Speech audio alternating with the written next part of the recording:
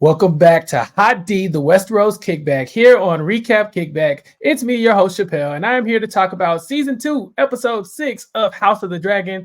And I cannot talk about the dragons alone. It's been a wild episode. It's been a wild ride, and we got a lot to discuss. So with me, back again, as usual, the Maester of Whispers, it's Mari. Mari, what's up? Hey, Chappell, we're back again another week.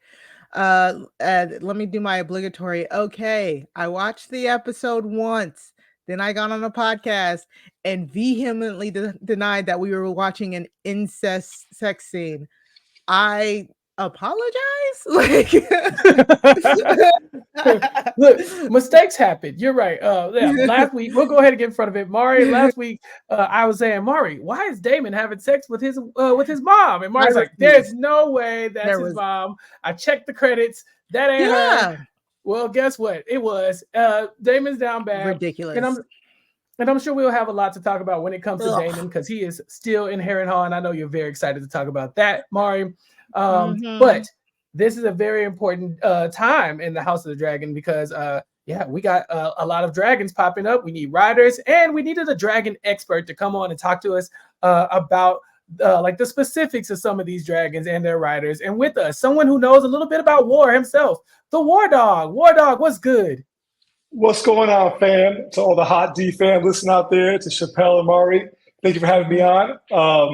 I've really enjoyed this whole season. Can't wait to talk about it with you guys.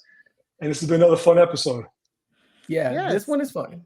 Yeah, we're glad to have you. I guess you can be our you want to be our master of laws, like Iron Rod? Yeah. I like that. Wardog, Iron Rod. I kind of Yes. So if you're paying attention, we have the Wardog from Survivor on. The Wardog, you're gonna come in and talk to us about dragons. You and Mari, y'all are very familiar with this. As y'all know, I'm not very good about it, and so we're gonna save the deep cut dragon talk for the end of the podcast, along with Maester Mari's book club at the end. But the Wardog, why don't you tell everybody why you are an expert here on the dragon, and why you decided to offer your assistance here for this podcast?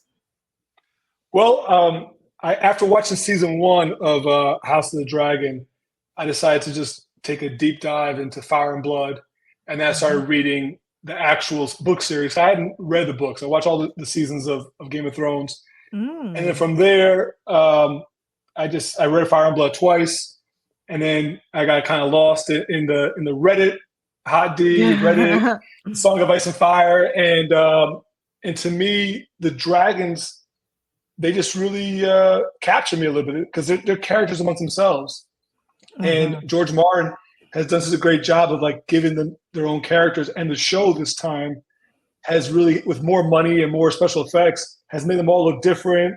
They have quirks to them. And at the same time, this is like a tragedy, because we all know from watching Game of Thrones, there hasn't been dragons for over a century. So we know that going into Game of Thrones. So it's kind of, it's thrilling to watch, but it's also sad knowing that this is their demise. Yeah, this is the beginning of the end for the dragons as we know it, and we needed to bring in all the heavy hitters we could to talk about this. So I want to thank all the listeners for being here every week to listen to us talk about House of the Dragon, and for supporting Recap Kickback. Remember to subscribe, recapkickback.com/subscribe, or go to youtube.com/@recapkickback, and subscribe, and also follow our House of the Dragon playlist. We have 3 more episodes. Well, counting this one, we have 2 more episodes after this as we are wrapping up the season, and then we will bring up much more content in the meantime while House of the Dragon is away. So that said, Mari, what did you think about the episode? Because I know, like I said, Harrenhal was heavy in this episode, and I know it's your favorite location to talk about. It's a lot, but I did like this episode. I did like this episode. I think the Daemon Harrenhal, I cannot believe he went to Harrenhal in what, episode 2, episode 3? Yeah, I think it's episode 3. Was it 3? And we're at 6, and it's not resolved. Like after the end of episode 6, it's not resolved. I mean, it's like kind of resolved in a sense of like maybe something will actually start happening now, but like I cannot believe that they really just had him sitting up here daydreaming in a castle, traumatizing us with these weird sex dreams about his mother. Like I'm shocked. Like I'm really shocked that they did that to this character, to be quite honest. Yeah, Wardog, what do you think about Daemon's depiction in this season as opposed to his the way he was presented to us in season 1? Because I'd say in season 1 he was a bit of a badass, and in this season I'm not getting any of that energy from Daemon that everybody's expecting. Yeah, he's got a very false bravado. Like even now when he's talking to Alice, she's like, "Oh, I didn't think you would come to help." He's like, "Not help, counsel." Like he's almost kind of like, because if he had that bravado and that ego, he's like, "Well, yeah, big deal, I'll come for help." But he's even like, he's got the walls up. He's not feeling confident. I'm with Mari though. I don't mind the flashbacks, but I did mind last week. I felt like it was unnecessary to see him with Alyssa Targaryen. It's great that they showed his mother, but they didn't just show they could have showed his mother in the same scene like they showed his brother right now, like his mother like being like a motherly figure, or like how they showed Rhaenyra or Elena. They did not need to have him going down on his mom. Like that was just. It was a choice. That was a choice. It's like where you came from, my man. What are you doing over there? It made no sense to me. That's why I was like, "There's no way that's it." Like it just made absolutely no sense. Yeah, last episode we saw Daemon and his mom getting busy in his dreams, and I'm led to believe that that's supposed to be a metaphor for something, or maybe I think was it the Alice who says, "Oh well, you ain't know your mama, so you don't really know what's going on here. You you don't understand, or you can't sympathize with the plight of the women here." And he said, "Okay, I'll get to know my mama really well and very well in his dreams." The biblical sense. It doesn't make sense because it doesn't make sense because his mom died when he was like 3 or 4. So it's like you could depict an Oedipal complex without literally getting things edible. So like I just don't understand that. Yeah, that was a choice. Yeah, choices were made. It was, and Daemon and Harrenhal, to me, I think the storyline is very funny. I love that Daemon is the big bad wolf. Everybody's concerned about Daemon, and Daemon says, "Okay, I'm going to go handle this. I'm going to Harrenhal. I'll be right back." BRB. He does not come back because he is in haunted Harrenhal. The witch is there. She's kind of playing with his mind. He's drinking whatever. We don't know. He's having hallucinations, having dreams, remembering Viserys and kind of those moments where he left Viserys hanging. And in this episode, the Wardog, it felt like this was just him kind of reckoning with his feelings for Viserys and how he wasn't there for Viserys in times of tragedy. But what are we supposed to take from this? Does he feel bad about it, or is it just kind of just a symptom of being in Harrenhal?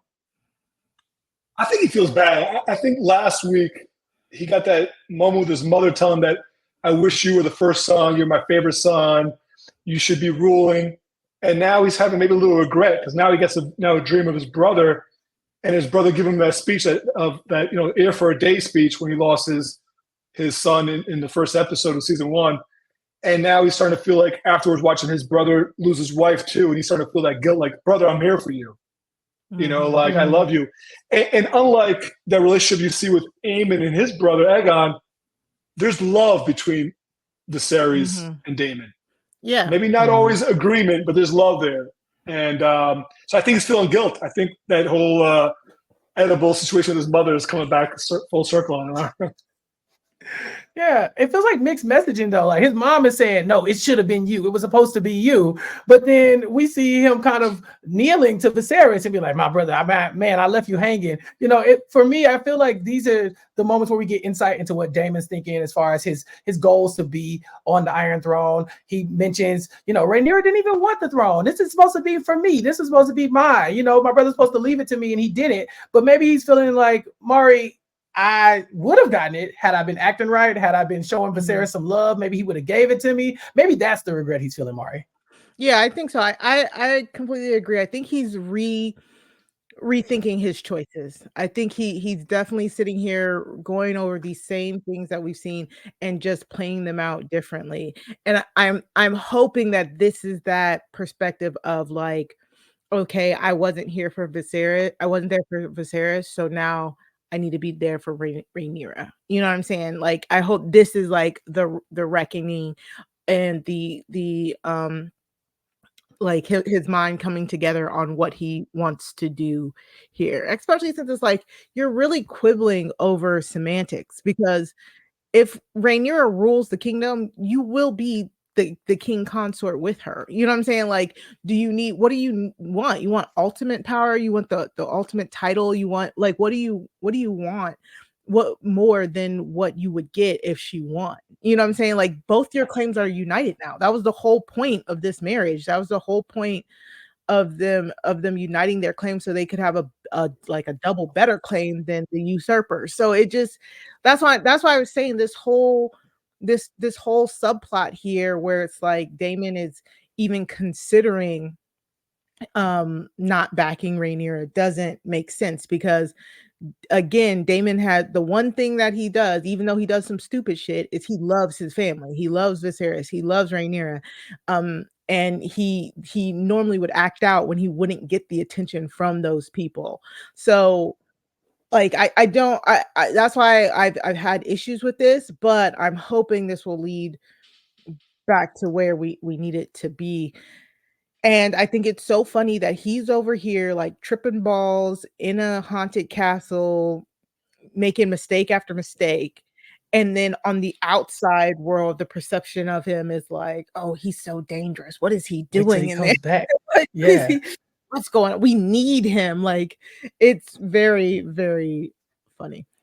You make an interesting point about him loving his family, and I actually have never seen that. I've never seen Daemon actually show love to his family in practice, and I think that that's a lot of these visions are showing us, is that he envisions his wife saying, "Have you checked on our daughters?" You know, he envisions Viserys showing up and him being like, "Viserys, I'm sorry, my bad, I left you hanging." He's talking about, he sees young Rhaenyra. It feels like to me he might have forgotten in his pursuit for the throne that he actually does care about them, and this is one of his moments where he can kind of sit in those moments and remember that there are people that he was fighting for as well, instead of this pursuit of the Iron Throne. I think it's the witch, Alice Rivers. She says the people who fight for the throne the hardest, the people who want it the worst, they're the ones who don't get it. And I think that's why Daemon doesn't have it, because he wants it so bad that he's not willing to sit by and let Rhaenyra take the front row seat and him to be in the passenger seat. He needs to be in the driver's seat. He needs to be the one who's actually sitting on the throne. Until he reconciles that, I don't know if there's anything for him to do. Like, I think he has to stay at Harrenhal for a little bit longer. The witch is more productive than he is. She's the one who actually, well, I'll ask you about that. The witch does report that there's been some changes in the leadership over at the Tullys. Yeah. Grover Tully is dead. Oscar's now in charge. And we found out that the witch went over there to help heal him. She went to go help. She was like, I'm going to assist. And then all of a sudden he's dead. The Wardog. Did the witch kill this Tully? Did she go and just handle this for Daemon? Absolutely. Yeah, I think I just don't know. I don't know what her intentions are right now. No. But she obviously, Grover Tully was standing in the way of uniting the Riverlands, and the grandson was not going to do anything without the grandfather's approval, and he's like defecating himself over there. Why Alice Rivers is helping out Daemon is unclear. Very unclear. And I don't have an answer to that, because even the books are unclear about her intentions and very vague, very mysterious about her. So I think she's been a great. Actually, Harrenhal has given us two great new characters, and that's her and Sir Simon Strong. Poor Sir Simon. He has to have an update here with David. I'd be like, "What are you doing in my house?" Daemon has lost his damn mind. There's one point where he's decided that Sir Simon Strong is in on this. He knows that Harrenhal is haunted. It's him. He's doing this all. He might be a spy for the Greens. Hell, maybe even Rhaenyra sent him to get under Daemon's skin. Mari, between Alice Rivers and Sir Simon Strong, are either of them actually invested in Daemon doing well in this? Because I just don't understand why Alice is helping. What is she bringing to the table for Daemon, and why would she even help him? Like Wardog said, we don't know. We like her intentions are not clear at all. Messing about just to mess about, that feels fun. Bring a powerful man to his knees with his own conscience. Cool. You know what I'm saying? Sir Simon is like, oh, I hate them Greens, but I know at this point he was all gung-ho at the beginning. It's so funny how he was like very gung-ho at the beginning. By episode 6, like he's so tired. He's tired of Daemon. Yeah, he thought the grass was greener on the black side, which is wild, because he came in. He initially, you're right. He comes in. He's like, "Hey, We don't mess with the Greens. We don't like Larys. He stole all the money, blah, blah, blah. He killing everybody. Exactly. And now he's been there with Daemon for a week and a half. And he's just like, bruh, this guy sucks. What about, he's like got war crimes going down. They're out there killing babies and stuff like that. And this is the guy I backed. And the best person we have on staff right now is this witch. And nobody knows where she came from or why she's here. So Simon Strong is in hell, Mari. Yeah, and it's the funniest, like, it's so funny. It's one of the funny parts of Harrenhal. Like, Sir Simon is just doing what Daemon tells him, and he keeps getting a knife to his throat, basically. Like, it's so good. I love that. I love the casting. I love the character development of Sir Simon.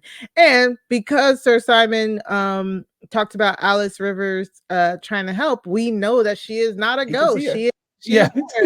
So a lot of people were thinking that, we're wondering, and it's confirmed she is an actual person. Yeah. The Wardog, do you think they're gonna leave Harrenhal now? Like, is it all wrapped up now that Grover Tully is dead and Oscar's in charge? I would think that next week's episode would probably be wrapping up the Harrenhal piece for a little bit. It might carry both these episodes. It might be both. But yes, for everybody watching, Daemon's just not going to spend the rest of this series at Harrenhal. He's eventually going to make other moves. Yeah. But maybe it might be 2 more episodes, Mari. What do you think? It might be these next 2 to wrap it up. Yeah, like, because at this point, it's like it's not so much that I'm like, dang, Daemon, leave Harrenhal. It was so much as, if you're gonna stay at Harrenhal, get something done, and he hasn't gotten much done in the last 3 episodes, so he has to stay at Harrenhal until something until something happens. So he's gonna be there. The way that the pacing of the show is going, he will probably be there until the end of this season. Now, now that I know how this episode ended, I'm like, oh, okay, well, we're just gonna stay here. But I think here now for a bit. But next week, what definitely seems like it's gonna happen, like the next time on. Now the banners are going to be called, and he needs to find a way to unite the Riverlands and convince them to fight for him, especially now after he's done these war crimes. So hopefully we'll get movement in Harrenhal. Yay. Things are get done. It will get done. We've been waiting for a while, but there is other movement involved in Harrenhal. We saw the opening scene of the episode was the Lannister Lions pulling up with the Golden Tooth, right? And I had never heard of these people. Yeah, I don't know who Humphrey Lefford is, or like Mari, who is this man? This is like the Westerlands, like the Gold Tooth, the Red Fork. It's right in the middle of between the Westerlands and the Riverlands. So Jason Lannister is rolling up with his armies to join armies at the Golden Tooth so that they can march on the Riverlands from the west. Yeah, and so the Golden Tooth mentioned, hey, y'all plan on going to Harrenhal, right? And they say, well, we could, but we're just going to wait here for a while because we're going to need that dragon. We're going to need Vhagar to come on out and play. Tell Aemond and Vhagar to pull up because we're not doing any movement without him, because everyone knows Daemon is who you should be concerned about. And the Wardog, Daemon has a dragon. So is it just now that everybody's afraid of Vhagar? No one's going to make any moves until Aemond is ready to be the one to challenge his uncle.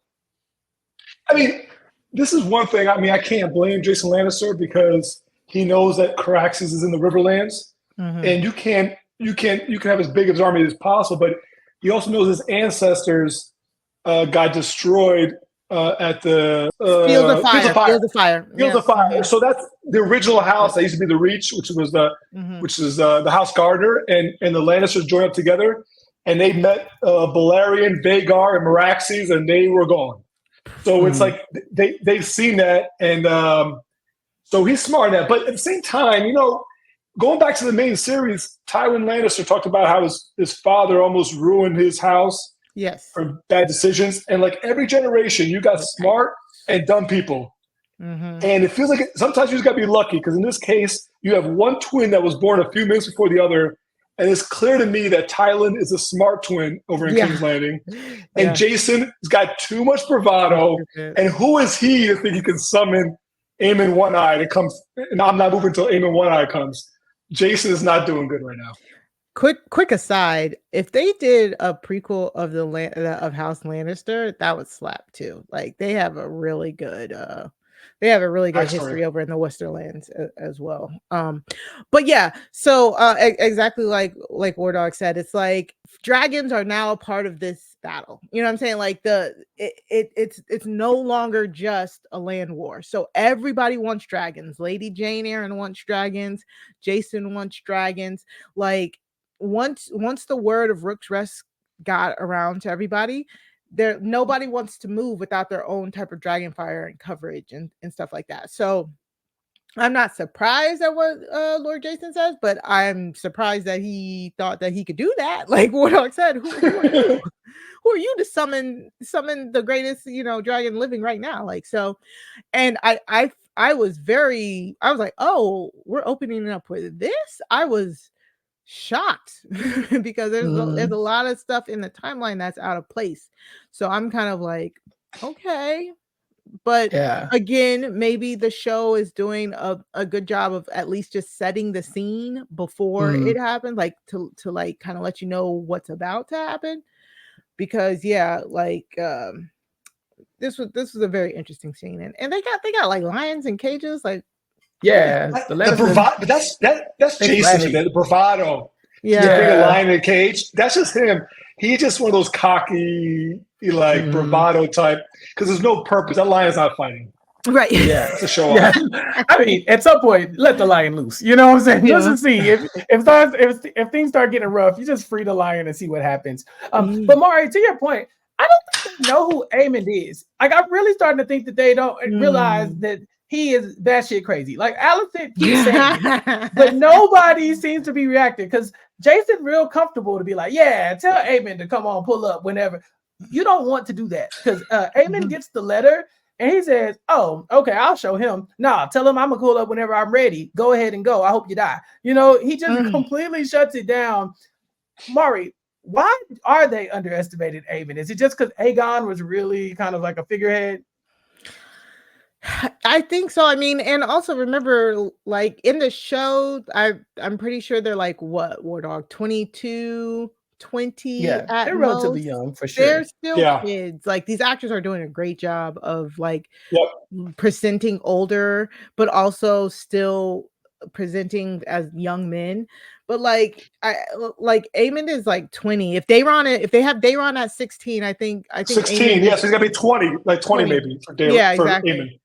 So like I just don't know how much the realm knows about the brothers, period. Because again, before 5 weeks ago, they weren't supposed to be on the throne. Everybody was expecting Rhaenyra to be the queen on the next step after Viserys. So maybe just a lot of them just don't know how crazy Aemon and Aegon is. But you would think Jason of all people would know. Tyland's right there. You're telling me he hasn't sent a raven to his brother being like, yo, it's crazy over here. You know what I'm saying? Right. Like there's no way. So I don't know where Lord Jason got that from. But yeah, I venture to say it's probably because a lot of the work Aemond has been doing, the crazier stuff, has been behind the scenes. We will see that. True. Yeah, we will see that Aegon.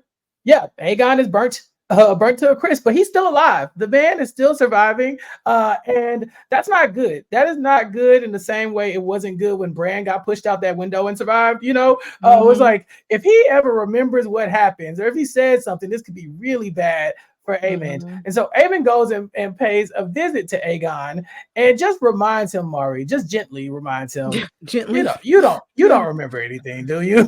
As he presses down into his open wounds and then hands him back his little marble to the small council and says, all right, just so you know, you've been replaced. This was crazy. Yeah. I mean, very malicious. Why would we let him alone with the king? Like Orwell, they love each other. No. Orwell showed up just in the nick of time.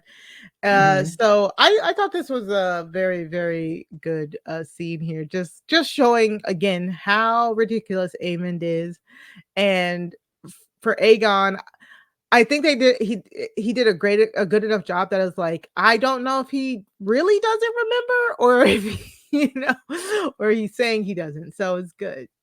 Yeah, he's smart enough to not admit that he remembers because he knows if he does, this might be his end of days. Aegon is on the ropes; he's fighting for his life. But that conversation with the small council, I really want to just stop down on a little bit. They talk about maybe forming a bond with the Triarchy, the Wardog. They even mentioned maybe marrying Alicent off to the Triarchy, which is immediately shut down. What are they trying to do? First of all, who is this man who keeps trying to send Alicent off to go be wed? Oh, Jasper Wild, the Iron Rod? Yeah, Yeah. Mm-hmm. Yeah. What is that about? Because she was like, excuse me? No, thank you. It kind of reminded me a little bit of when they were trying to marry Cersei off. Yeah. Later on, right? It's kind of the same thing. Like you're still young enough. Go make an alliance for us. Dowager queens are still a hot commodity in like the marriage trade-off and marriage pacts and treaty pacts. Like that's how it is, in real life. So that's a good token to be able to play if you can. And so the fact that they're like offering her up and then like kind of like looking at Cole, did y'all see that? It was a little weird. It was like, like we could go and do this, and she's like, nah. And they're like, yeah, that's what I thought. Like when he looked at Cole, very Cole was protested. Yeah, they all know, right? They all know. The whole room knows. Yeah, wow. But the Triarchy is weird because it seems like these are not good people. The Greens do not trust the Triarchy. What is it about them that is keeping the Greens keeping them at arm's length?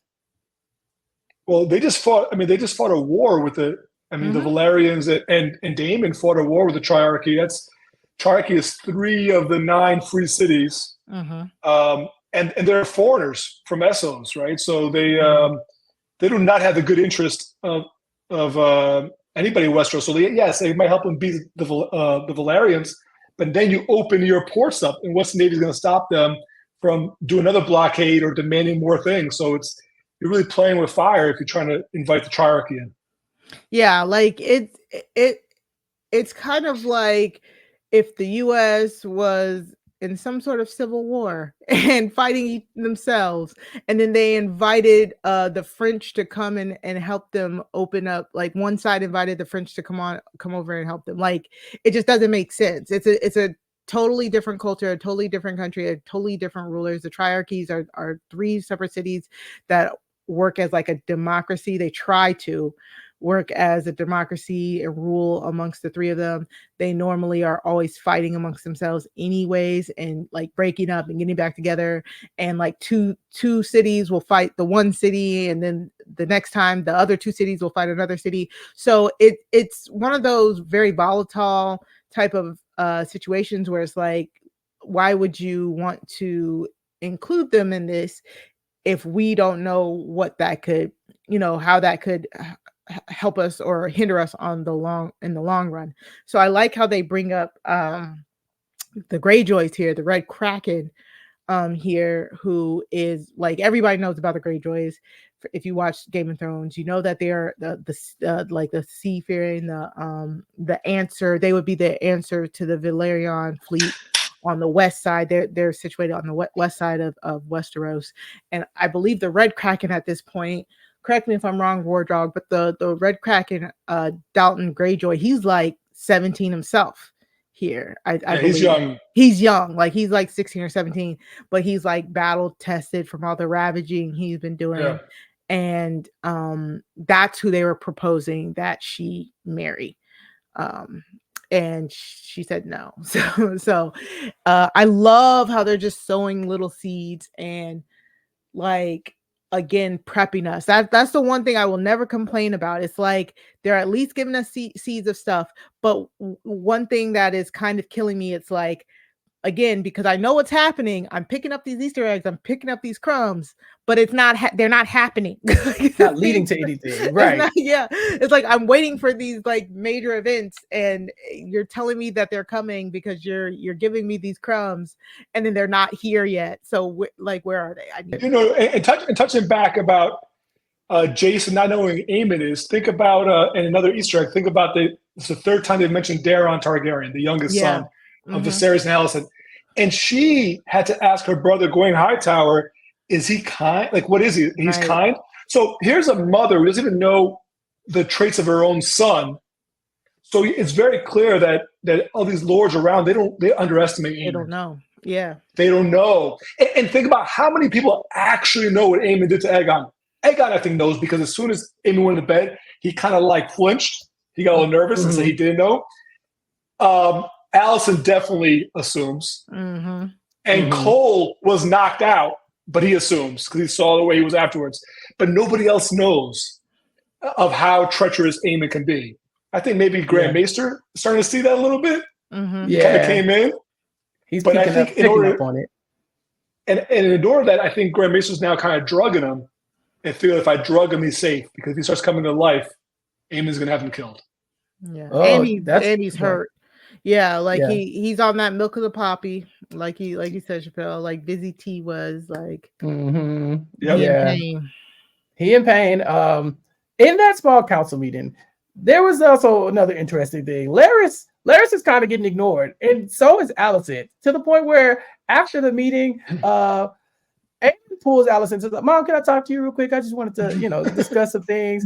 He pulls out his documents, he's going through his files and was like, hey, you've done a lot of good work here. We see what you've done in the past. What brought you to work at this company? He's really talking to her. She's like, I see you. I hear what you're saying. And then he goes, cool. Well, your services are no longer needed and they're no longer necessary. Please pack your things. HR will walk you out. Pink slip. Yeah, exactly. Don't worry about your benefits. We will end those too.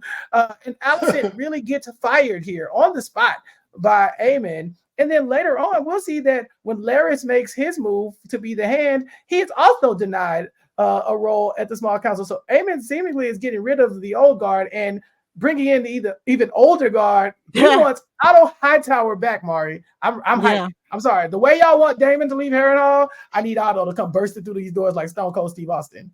Yeah. Aemon is not. You were nice in that reenactment. Aemon was like, "Yeah, what do you do here? Yeah, no, what do you do? Well, you're good. Quickly, yeah." And so he fires Allison, and he's like, "Go do some domestic stuff," which is like he told her to get to the kitchen. Yeah, go cook something or something. Make a sandwich. So like it was very interesting. Aemon is not playing around. You could tell this is something he's thought about a lot, and Larys, I know Larys felt a tickle because once he was like, oh, my normal like administrations are not working here. And when Orwell said, oh yeah, Aegon will more than likely survive it, Larys was like, great. Like made his move over there because Aemond is not responding to any of Larys's plots and schemes. And you could tell like Larys got in with Allison so he could get some power. Once she was out of power, he was able to figure out how to mold Aegon. He went over to Aegon. Now that Aegon's out of power and he's seen that Aemond is the rising power and he's seen that he can't get in with Aemond, he's like, okay, no, I need to make sure we can get Aegon like up and moving, chop. So for all of our Big Brother fans out there who had to choose between this episode and Big Brother, Larys is the ultimate floater. He is the ultimate floater to power, and he's trying to make it happen because he doesn't like this. He doesn't like getting skipped over for hand, and he doesn't like that he doesn't have a role to play on Aemon's council. Yeah, the Wardog, what do you think about the conversation that Larys will then go have with Aegon later on when he's all juiced up on milk of the poppy? Or not juiced up. I think or not. Or not. Or trying to get he's trying to get him off the sauce, right? Honestly, I think what Mari said was right. Like he got in the first person that had power, which was really Allison had power for a whole decade while Busy T was out of commission, right? And then it didn't get hard to get Aegon under power, only though after Otto was fired. Yeah. And now he can't get Aemon, and he hearing Otto going to come back. That's like that's like two doors closing on both sides. He's like, I'm useless now with if those two guys are in power. So he has to hitch his wagon to some rotisserie charred king, but the charred king actually listens to him. And that charred king right now, he needs allies. Yeah, he will trust Larys. Yeah, Larys reminds him that Aemond is taking charge for you right now, and that means your life is in danger. So I'm just saying. And before he can leave the room, good, Aegon does say, "Help me," and that you can see the look on Larys's face, like, "Thank you, and I got you." You know. So now, I don't know. I guess Larys will be the hand to the actual king, who is Aegon, and the kingdom doesn't matter right now. But he'll be doing his damnedest to get Aegon up and running very quickly. I'm assuming, because we'll see that he even gives Aegon a little pep talk. This pep talk reminded me, the Wardog, of the conversation that Tyrion would have with Jon Snow, where he would talk about being a bastard and how, like, hey, your fathers never really love a bastard, you know, and they never really look at you different. And being a bastard is just like being like me, you know, like a little person. So those things are kind of relatable. Well, in this conversation, Larys goes to Aegon and says, hey, I was born like this, and my dad never loved me, and people are going to stare at you, and people are going to underestimate you, but you need to use that to your advantage. And it feels like he's really using that pep talk, the Wardog, to build a bridge between him and Aegon. Absolutely. It's a smart move for Larys, and he's using his commonality with Aegon, and that is they underestimate it.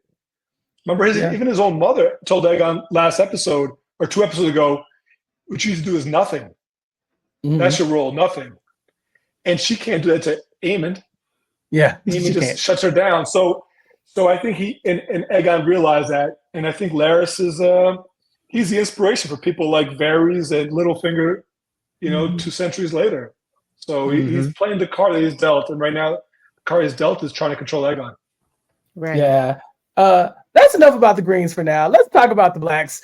They have their own small council meeting, and you know, Rhaenyra she's kind of down bad. You know, she's trying to figure out where she stands in all of this, because she wants to help in the war, but they tell her she can't help in the war because obviously she's the queen. But we talked about this last episode. She's trying to figure out, where am I going to get these dragons from? Like, how can I find people who are going to ride the dragons, and how can I get people on board with actually trying to claim a dragon? And so we see Sir Darkland show up. He's been summoned because I think it was his grandma's grandma was a Targaryen princess. And to me, Mari, that ain't close enough. I'm sorry. You're going to tell me, somebody I actually met was a Targaryen before I'm going to try to go claim a dragon, because this is not end well for him. Yeah, that was funny. I mean, 1 drop, you know, maybe. No. Maybe he didn't believe enough. I don't know. But this was very interesting that they presented it to him. They were like, oh, we look back in the scrolls, and Sir Stefan, you got a little something in you, maybe. So let's go try this. And yeah, he kind of like counted his dragon before it hatched. Yeah. He goes to get Seasmoke, and to me, that is the worst dragon to go after. Yeah, because I didn't understand that. In my opinion, Seasmoke, and Rhaenyra knows this, Seasmoke's rider is alive, or could be alive at the very least. So I don't know if dragons usually be like, all right, you've been gone for 2-3 years, I'm gonna just give it up and go find somebody else. But presenting Seasmoke as your guinea pig for, okay, let's see if somebody with a little speck of Targaryen blood can ride. I don't know. I feel like you got to pick somebody who we know is completely on the market, who could be utilized. Because when I first saw that Seasmoke pulled up, I was like, might even still be around. I don't know if this is a good choice. How do you feel, the Wardog? I know you're into a lot of the dragon lore. There's only 6 unclaimed dragons in all of Westeros. Yeah. And 3 of them never had a rider. So you don't want to go there at all. Yeah. So at least you 3 choices. At least you Seasmoke, who at least had a rider in the last 10 years. Yeah, the most recent rider. The most recent. And then the other ones is Vermithor and Silverwing, who have not had a rider for now 30 years, and Silverwing maybe like 35. And I would not want, I think Seasmoke is younger. He's about Cyrax's age. Yeah, I probably would go Seasmoke too. I wouldn't try to go Vermithor or Silverwing, but it just he didn't have a gumption though, right? Right, exactly. He looked like he was into it. Yeah, but I mean, she asked him. She said, "Are you sure you want to do this?" He said, "Yeah." You know what? The honor it would be to ride this dragon. She like, and you know you can die. It's like she made him sign a waiver. Like, we are not responsible for anybody who is burned at the, in cold blood by these dragons trying to claim them. But he signed everything. He went up there.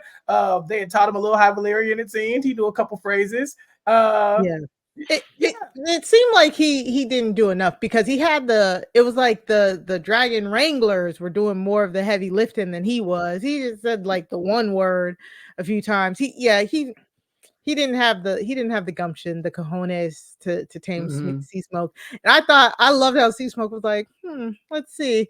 And then like just for 2 seconds, he thought he's like, yes, I did it. And Seasmoke said, you thought.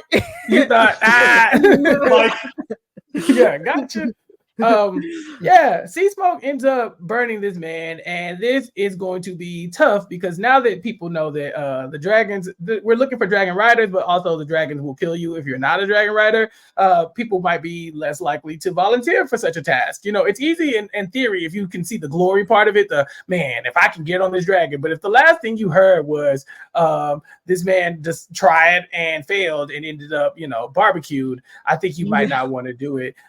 Him using his last little like strength to just go ahead and slit his throat to take himself out of his own misery was just. That was wasn't that the dragon? That was not him. That was one of the dragon. That was one of the dragon trainers, or They had this. I knew this was coming. I knew this was coming. They play all players a little nice, just in case. Yeah, just in case I gotta take out my own life. This is crazy, especially because later on in the episode, we do get the final moment in the episode where we see that Seasmoke might go claim a person of his own against his own will. I just feel like if a dragon starts chasing me down, I'm just gonna die while running, just because out of my soul is just gonna get up and walk out of my body anyway. But I did not know. We hear people talking about claiming the dragons, how you have to approach the dragon. Do dragons normally chase down their riders, the Wardog? No, that's the first time in history. I mean, that's like the woman getting on her knees for the guy, which I mean, it's happened. It's rare, but Seasmoke was just like, nah, you my man. Come over here. Yeah, it was like Seasmoke was like, oh no, I see what they finna do. They trying to get me to. They trying to get somebody. He's like, nah, I got somebody in mind. I got it. Let me take it from here. That's very interesting. Yeah, Seasmoke chases down Adam of Hall. Yes. Yep. Okay. I got the name right. Yep. Yeah, I'm working on it. Seasmoke chases down Adam. Adam is running for his life, but Seasmoke corners him. And then later on, we find out, hey, there's somebody flying around on Seasmoke. Obviously, Rhaenyra will assume it's the Greens because that's where the other dragon riders are. But who knew that if you just let the dragons out, they'll go find a dragon rider for themselves, Mari? Yeah, because that's so unheard of. Again, I did like it though. I'm not gonna lie. I did. I don't know why. It makes no sense within the context of this book series, but I did like that Seasmoke was like, no, I Seasmoke belongs with the Valerian bloodline. You know what I'm saying? Like, I miss my rider. You kind of like your brother. You kind of look like Larry to me. I kind of see it. Like, I miss my dude, so you kind of have my dude, so this is what I want. Again, it's weird. I know it's weird plugging another book series in the middle of we're watching a book series, but if this is what you like, the Fourth Wing, it's like young adult-ish, because it's kids in a school and they're special talented, whatever. But it's actually really good writing.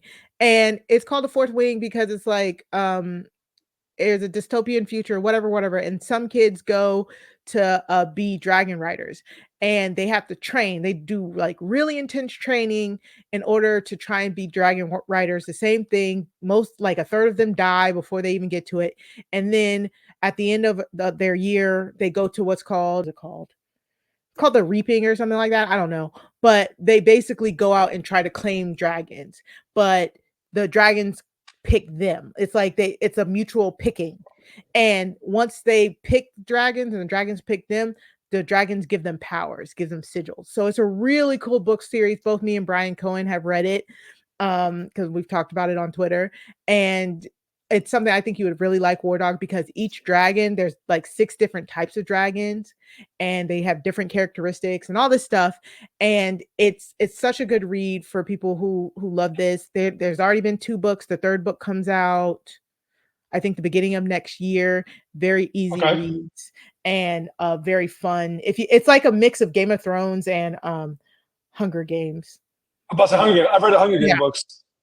Yeah. So, but yeah, I said all that to say that, and they use that mechanism of like the dragons figuring out who's worthy of them, and once those dragons pick those people, they then bestow upon them a power, but only if they deem them worthy. If not, flame, whatever, you die. So this was a small taste of what we should be getting with Rhaenyra's hunt for dragon riders. So again, maybe budgetary reasons, they couldn't do it how like I envisioned when I read it in the book. They're like, we can't have like 6 dragons on screen. Just lined up, and you got all these bastards like, all right, your turn. You know, they're like we can only do one dragon at a time. So yeah. So it was Seasmoke's turn to find a rider, and he finds one. So this was interesting. And you know, I don't like the cliffhanger ending, but it does make me want to come back next week and hear what Rhaenyra has to say to Adam. Yeah, and Adam had a good conversation in the episode earlier with Alan, and they talk about Alan potentially claiming what's rightfully his. Corlys went to Alan and said, "Hey, what if you were my first mate when we go off on this mission?" And Alan is not down. At first, he's like, "Do I got to? Like, are you forcing me to do this? Are you asking me to do this? Like, which one is it?" And Corlys says, "I'll see you tomorrow. I'll see you at work." Yeah, you know. And so Alan is reluctant, but Adam is the one who tells him, this is yours. You should be living that life. You know, Dad never really cared about me, but as far as you go, why not accept these things that he's offering you? And so I'm imagining we're going to see a lot more of Adam and Alan now that Adam has been approached by a dragon, and Alan is taking a more active role in Corlys's and his fleet. So Mari, between Adam and Alan, I'm assuming both of them could potentially be dragon riders, but we got at least one. Yeah, I mean, with the story that they're telling, they could both potentially be dragon riders, but you know, fire and blood, salt and sea. Valerian, they can go both ways. So I like the conversations between Adam and Alan, but I also liked when we follow Rhaena over to the Vale, because Rhaena finds out that there's a dragon in the Vale just hanging out. There's a big scorched earth moment when she finds a big patch of grass, and she goes to Jane Eyre and like, "So you wasn't gonna tell me that you already had a dragon?" Jane, it's wild. What do you mean? I was like, "That's not our dragon. Wild dragon," which makes it scarier. But to me, the Wardog, it felt like the show was setting up for maybe Rhaena, who we've been told has tried to get a dragon before, might make an attempt at getting this dragon. Yeah, rest in peace, Nettles. I think that the show gave us clues. I mean, for book readers, of exactly which dragon that was right there. Yep. I could talk a little more about it in the book corner about it, but yeah, I think that was really interesting. But I really wanted to touch on one thing about Alan. I heard this fan theory about a week ago, and then there's this scene when Alan was talking to Adam that maybe cemented it. Is that how you mentioned that Alan's very reluctant about his being the son of Corlys, where Adam is like, "Hey man, you need to press that advantage. He likes you." Yeah. And the theory I heard is that Alan has the white hair of the Valerians and Targaryens. And that's why he's always shaving his head. Bald. He's right, because in the scene he's shaving. Make sure shaving because he doesn't want it to be known. He's like almost like embarrassed about it because he's not accepted. He doesn't want to know that if hair grows out. Unlike his brother, he's got that white hair of like Corlys got. So I heard that fan theory last week, and then watching him shave his head, and then watching him be so reluctant. Yeah. So I wonder if that is like he doesn't seem to really want to own it, right? Because if he was given the choice, I don't want to be your first mate. I don't deserve it. It's like he feels like he's not worthy of it. And that's why he was wearing the head wrap when he was talking to Corlys before he could get to shaving. Like when it grew out. Shave. That's tough.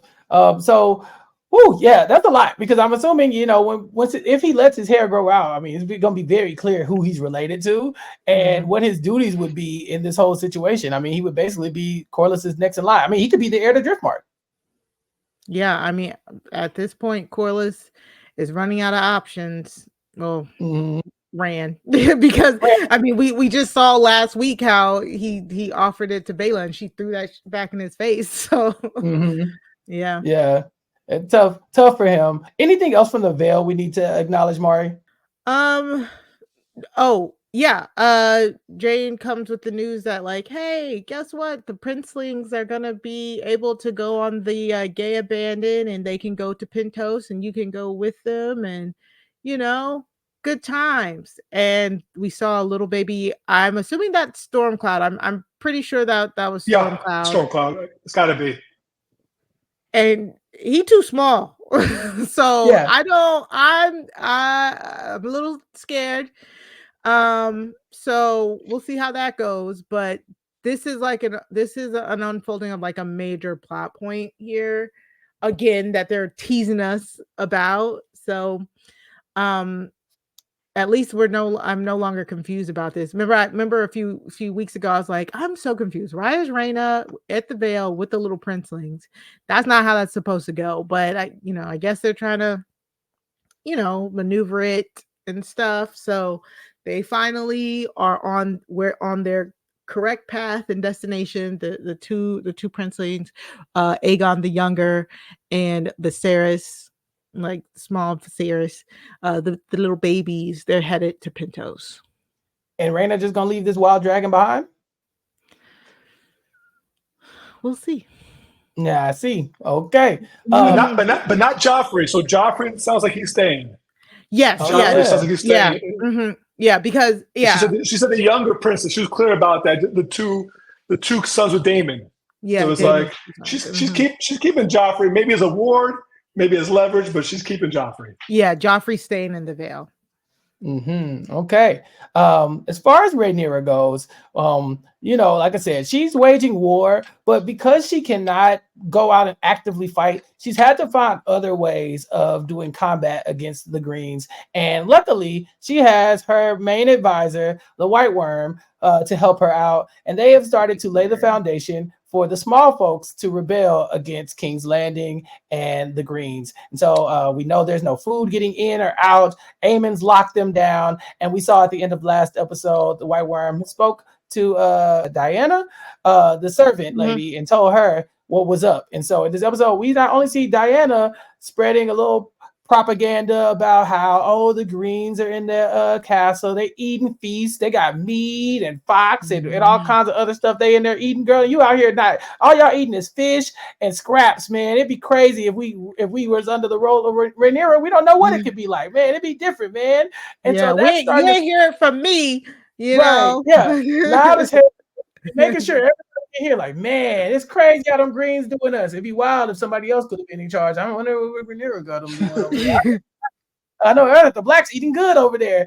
And so so the plan is in motion. They are making the small folks have a little unrest, obviously, because they're not eating, but then they send over a little food just for them to all fight over. And so while Alicent and Helena are out praying and lighting candles in memory of Aegon, praying for him, hoping that he is able to survive his burns, the city starts to fight and tear itself apart because the small folks are hungry and they're about sick of the royals. They're sick of the idea that these people are in there eating and drinking and being merry and all this other stuff, because Viserys wouldn't have done this like this. They even say Viserys loved a good feast, but the Wardog, he would have never let the small folks suffer just so he could feast. Yeah, Viserys was a terrible father, but he was a good king for the small folk, right? And he would he served for about 30 years and there was peace, and people liked him. They didn't necessarily always respect him, and maybe it's because he wasn't an active dragon rider, but King's Landing saw great times, and that was a great job by the White Worm to use that, because she lived there. So she knew what it was like there in King's Landing when it was prospering. And she knows what it's like now. So it's great to make it sound like the grass was greener before. Remember the good times. And that's exactly, she hit him with the remember the good times. Yeah. When everything was normal before the Greens took over, and they're like, "Yeah, you're right. I did like to eat." It's like very the smallest of comforts. Like, yeah, man, food used to be nice. I want some of that. Mari, in this skirmish they have in the courtyard, Allison gets cut up. She gets a little war wound here, and it's funny to me because she got sliced. It looked like in the same spot where she got Rhaenyra that one time. Aemond's eye got taken. What'd you think about that? I was like, dog, the King's Guard, these standards are low. Did they get them people off of ZipRecruiter or like Indeed? Like the White Cloaks down bad. Because how you lose both your queens? They only got saved by the Hightower knights. So I was just like, this is why you got to keep the small folk happy. Yeah, this is it. Yeah. We constantly see this in like Game of Thrones too, like the riots constantly. Yeah, I mean, like the Wardog said, Mysaria was of the small folk. She is of the small folk, and so she knows how it goes down. And she's had bad experiences in the past, being a part of the oppressed people, right? And she talks about how when she was younger, she was taken advantage of by her father, and she has a hard time trusting people. But who she does trust is Rhaenyra. She's like, I trust you. I think that you are the rightful the heir to the throne, and that you would be great on the throne. And so I'm going to help you however I can. And then they start to kiss, Mari. Yeah, I was like, huh? Like, okay, so the only reason why this is kind of like dumb to me is because like Mysaria just talked about how we've known that her arc from season 1 was she wants to find a protector. She wants to find somebody who won't take advantage of her. She wants to be useful. She knows that she's useful more than just her body. So it's like she's proving all of these things right now by being the mistress of whispers to Rhaenyra. Why do you have to add a sexual element between the two of them? Like, does it not feel like it diminishes her standing? Because this is technically what she was doing with Daemon, in a sense. You know what I'm saying? When she was with Daemon, like Mysaria is more than just like her body. So why did we add this part to me? I don't know. That was the one thing I was thinking. I was like, this woman said she wants somewhere to rest, like and not have to deal with. Yeah, it was interesting take here. The Wardog, do you think this is love? Is this what this is we're watching? No, I think these are two people that are going through a lot of trauma right now, going through a lot of betrayal, even amongst the inner circle, and maybe with Rhaenyra feels betrayal from her husband / uncle, and obviously Mysaria's had a lifetime full of betrayal.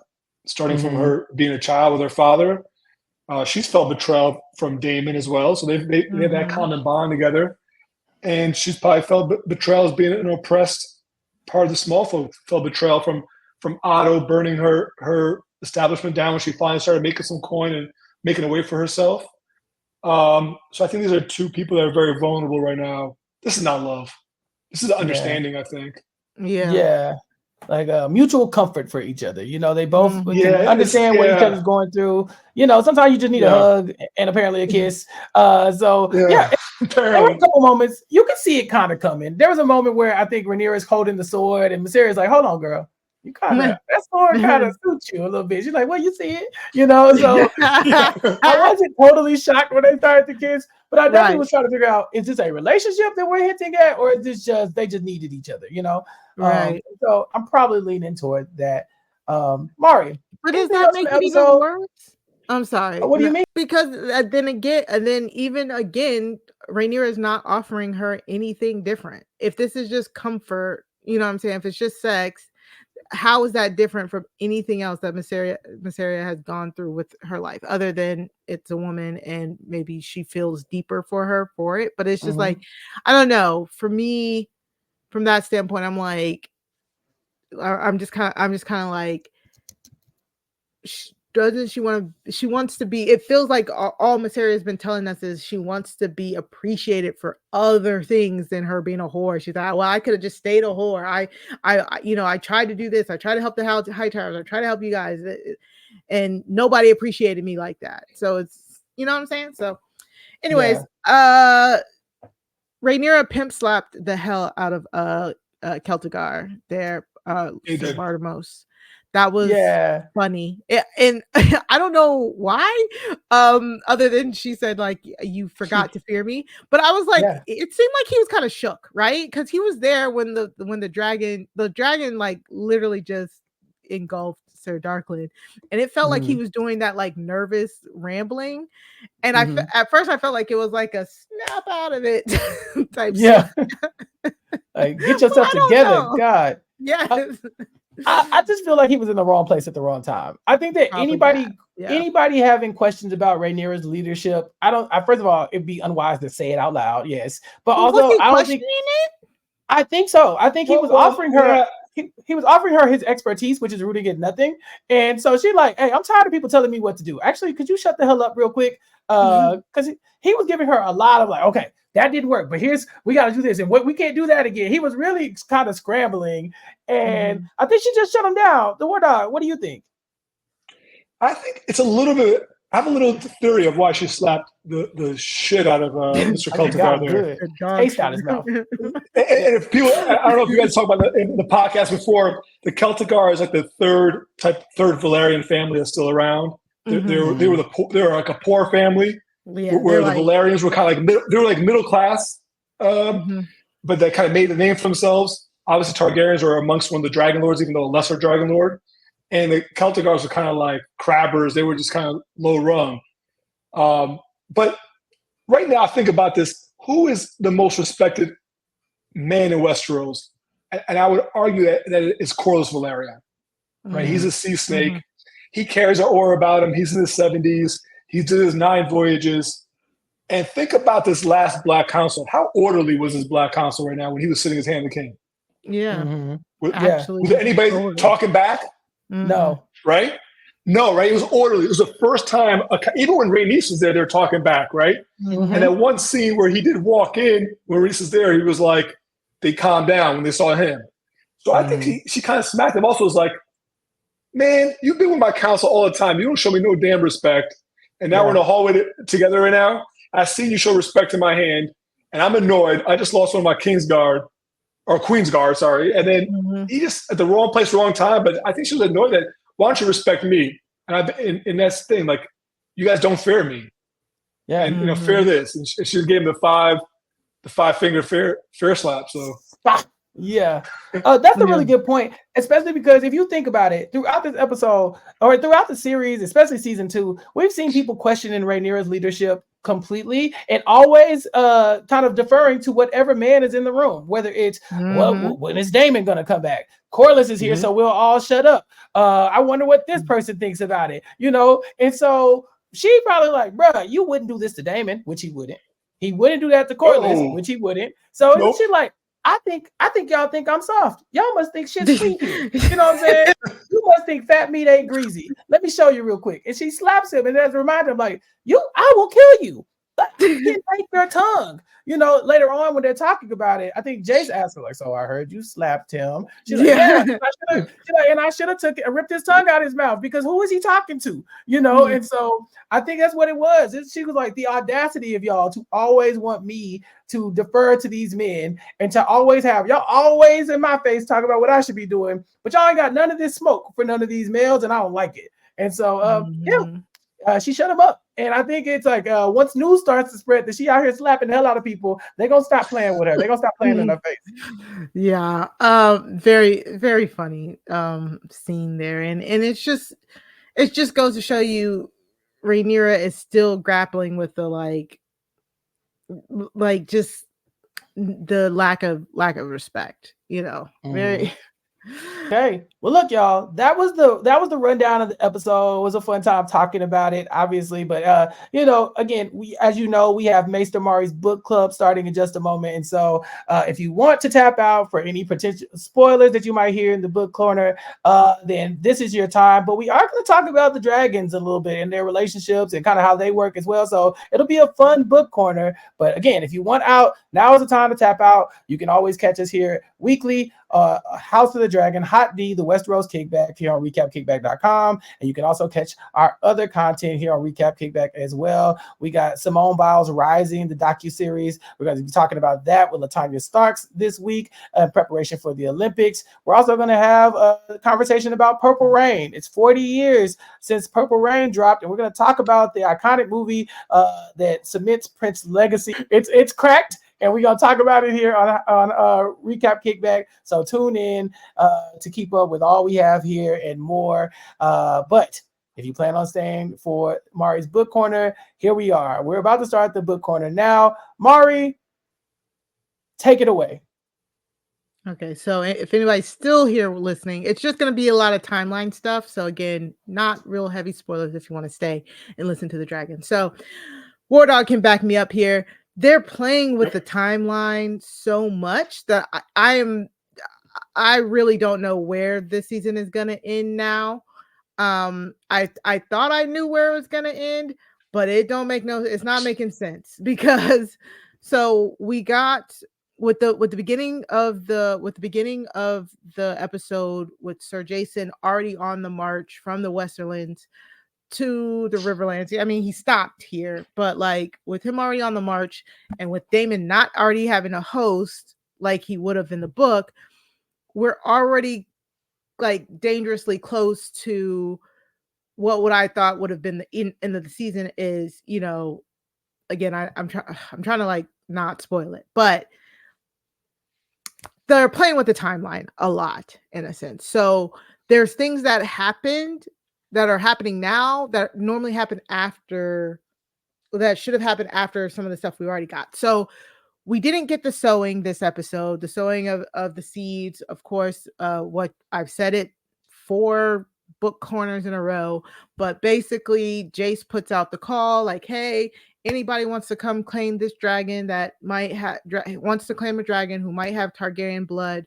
If you claim a dragon, you fight for us. We'll give you a lordship. We'll give you all this stuff. And it's like a whole bunch of people come out, a whole bunch of people get burnt up, but we do get some new dragon riders. They haven't done that yet. So we got a little bit of it because we got Sir Darkland here trying to ride Seasmoke, which happened in the books. In the books, he's not asked to do it by Rhaenyra. He just foolishly wants to do it and gets burnt up. Yeah. Yep. So we haven't had the sowing, but the Lannister host is on the march. And then we also got a like a little mention of the Beesbury Rebellion, like the Beesbury Uprising, where Lord Lyman Beesbury, the first man to die in the War of the Dragons, he died in the Green Council episode last season when Sir Criston Cole's bitch ass killed him, and and his heir and son, basically like where he at, but I guess in the show they know he's dead. In the books they don't know he's dead, and they are doing an uprising, and they're trying to like rally the Hightower host, and that leads to the Battle of the Honey Wine. They're already setting that up, and again, the Battle of the Honey Wine comes after another really big battle that hasn't happened, which comes after the sowing. So it's just kind of like, where are we going here? What are your thoughts about them playing with the timeline? I've been listening to a podcast about it and reading some stuff. I think it's because of this one big battle you're alluding to. We're going to get the sowing probably next episode or episode 8. But they did. Ryan Condal said there are 2 big battles in this season. We got Rook's Rest, so I think we're getting the one. They're moving one ahead, the one out there with the Lannisters. So I think that without saying where that city is, they're moving that ahead of the one that involves the water. The one on the East Coast, the water, yeah. There. And in reality, if you actually think about it, I know that the one out in the Westlands happened second, but you could theoretically move those 2 battles around timeline-wise, and you could converge on what happens at another town, which I've already mentioned last week's episode, right? And the after effects of the water battle, while what happens out west has its own chain of events. So I think that's what they're doing. They wanted to give the fans another battle, but they didn't want to do the water one right now yet. It's so massive. That's crazy though. But yeah, I agree because Chappell, we talked about I want to say last season that they were gonna move a big they confirmed that a battle that they were gonna move a big battle from this season to next. So, but the funny thing is the battle I thought that they were gonna move to next season is the one they just hinted at. So I was like, oh shit. So yeah. So I'm pretty sure. Like, is this too much pussyfooting around, Chappell, or what do you think? I mean, at this point, you could just say it. As long as it's not ruin any big plots. But I mean, we know the battle's coming. We can the name of the battles. We don't have to say what happened.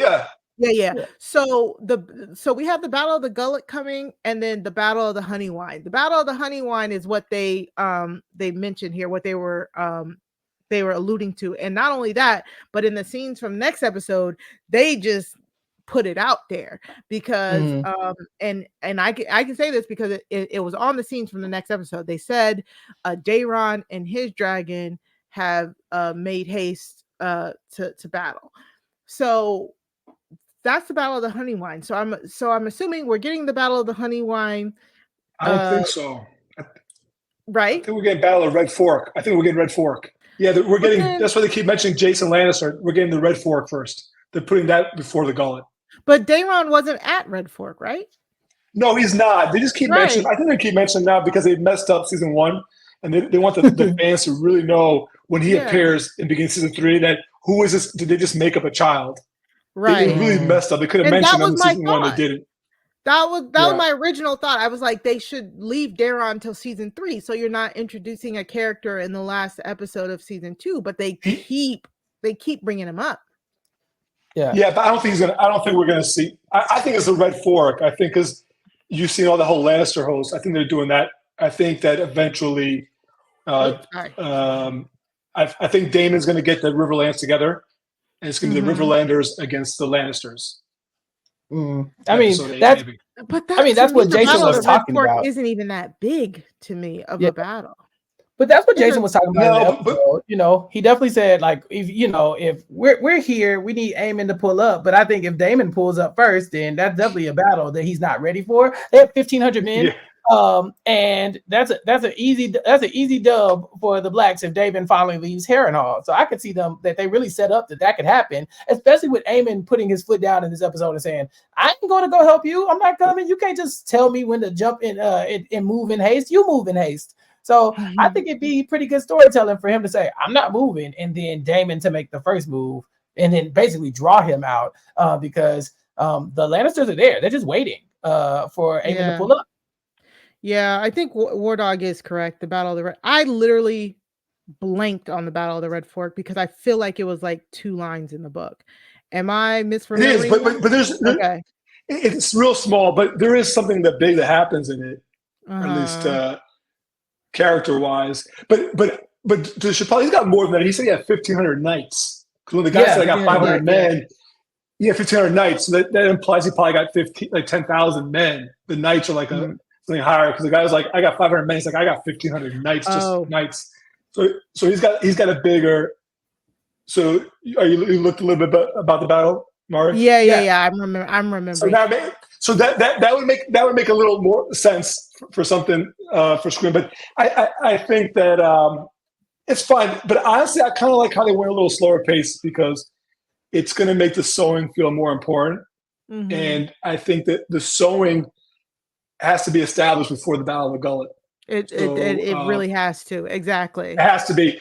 So it makes sense. And I think originally they were planning on doing 10 episodes and ending with the Battle of the Gullet. And then they realized, let's make this one 8 episodes and we'll kick the Gullet to season 3. Right. So that's very interesting because you could not tell me we weren't getting the sewing in this episode, Gullet in the next episode, and then the taking in episode 8. So the fact that we're not getting that, they're pushing it, they're stretching it. That's fine. Yeah, I don't know. I think and now it's going to be I think, and now the more I think about it, because you need the satisfaction as far as TV wise, I think we're getting Red Fork. I think that Jace might make a call out for the realizing that they have to change a strategy for the sewing. Yeah, might make the call for it. Meanwhile, the Red Fork can happen because it only takes 10 minutes or so to do that battle. Yeah. After Daemon gets the Riverlanders together, and then the sewing is how you is how you 8. end the season. Yeah, you might that might be it, because there's no way you don't. I don't think you end on the gullet, and I don't think if you're not gonna I that would be the place I would stop if I'm not gonna go all the way past the gullet. Yeah. From a TV standpoint, ending a season with like, and now we got 6 new dragons with 6 new riders. Like, that's kind of cool. You know, I think that I think that that's something that you got to come back for next season now, because you got to see what's going to happen now that they've got, you know, their team of dragon riders together. So that makes sense for me as far as ending the season, you know, and leading me. It would make me want to come back for season 3 for sure. But what's going to happen now? And before all these new dragons. Before we get into the dragon stuff, the only other things was like Aemond suggesting that they do the triarchy call was just so random. But I guess they couldn't. That's Otto. That was Otto. Like before Otto got fired, Chappell, he like sent out all these like missives across like Westeros to like really like shore up their defenses. Aegon thought he wasn't doing anything, so he fired him. But after he gets fired, like Otto was the one who reached out to the triarchy and tried to do a peace with them. He gave them the stepstones in order for them to break up the blockade at the gullet. Like he negotiated that, and it's crazy because it's like, one, Westeros doesn't even acknowledge that the stepstones belong to them, but 2, Daemon and Corlys spent years fighting for the stepstones. First, the 3 years in the first few episodes, and then the 6 years that Corlys did after Laenor dies. So like all that blood spilled for the stepstones and for Otto to give it back to the triarchy in order for them to help break the blockade that both, again, Corlys and Daemon's side are conducting is it's kind of like funny and like in the book, but they have Aemond suggested here, and I'm just like, I guess I don't know. Yeah, but they don't have a peace offering. Like they said, they kind of tried to like float out the idea of maybe like we just wed Alicent to them, and they shut it down. But they do mention a couple times that Otto could be coming back. We saw Alicent talking to Gwaine, and what's up, Gwaine? Happy to report that's not him, burnt to a crisp. People, the online streets were saying, "Hey, Gwaine didn't make it through Rook's Rest, but he's here." He had to. And he's here, and he's saying, hey, if I don't got something to say, he'll say it. Like if he had something to report back, he would tell you. And we see that Aemond is also saying, like, I kind of need Otto Hightower. So I think Otto, whatever happens with the triarchy, we're going to see Otto really take the lead of that probably moving forward. It was funny that Aemond brought it up, but I think that now that they're kind of breaking glass in case of emergency, we'll see Otto and some of his more political moves take a forefront on it. And speaking of which, what do you... Yeah, I was gonna say, Wardog, what do you think? I think Otto's still in King's Landing. That's why they can't find him. Yeah, but I say, remember that they couldn't find him. That's what it was like. They couldn't find him in Highgarden or Old Town. Yeah, because he wanted to go to Old Town, but Alicent said you go to Highgarden, and they couldn't find him in East. So what is Otto up to right now? Where is he? Yeah, where is he? Yeah, and so that could be cool how they unveil where he's at. And then we didn't talk about it, but like Rhaenyra is sending the food on the little ships, and everybody being like, oh yeah, like I think that's kind of funny because she's the one stopping them. She's the blockade. Yeah. But look, I'm magnanimous. I'm giving you food. Like I'm giving you enough so you can fight over it. Not have to feed everybody little boats. Yeah. Very, very funny. I think it's a good move. It definitely is the right move, you know. Because again, the small folk only know what you basically tell them, and the word on the street is that there would be food, but we see Aemond is shutting down. We can't get in, we can't get out. Wow, they're out here eating. You know, she really set the perfect trap for that chaos to break loose. Yeah, exactly. It's like it goes to show like the small folk really are only concerned with their day to day. We saw that last week when they're like, "Who's Aemond?" Like they don't know all of the machinations of what's going on with the Game of Thrones that's happening here on House of the Dragons. They just know that that they're eating fish, they ain't got no meat, and they're sick and they can't get out of the town. So I do like that. Again, a big spotlight is being put on the small folk and how this is affecting them. Yeah. Okay. let's talk about the dragons. Yeah, it's dragon time. It's dragon time. So these dragons, we saw Seasmoke do something that was very uncharacteristic. He went and hunted down his dragon rider, but that's typically not how this works. Is this, I mean, Seasmoke could have chosen anybody. The Wardog, do you feel like it's because of Adam's relationship to Laenor that they are brothers? I think they found definitely a commonality there. He sensed it. There was a time a couple episodes ago when you saw Adam look up in the sky at Seasmoke was there. And Adam was like, looked like he was doing something. I don't know if he was crabbing or what he was doing. He was bent over, and Seasmoke was there. Maester said that Seasmoke was been lonely. He's out there crying, out there flying lonely.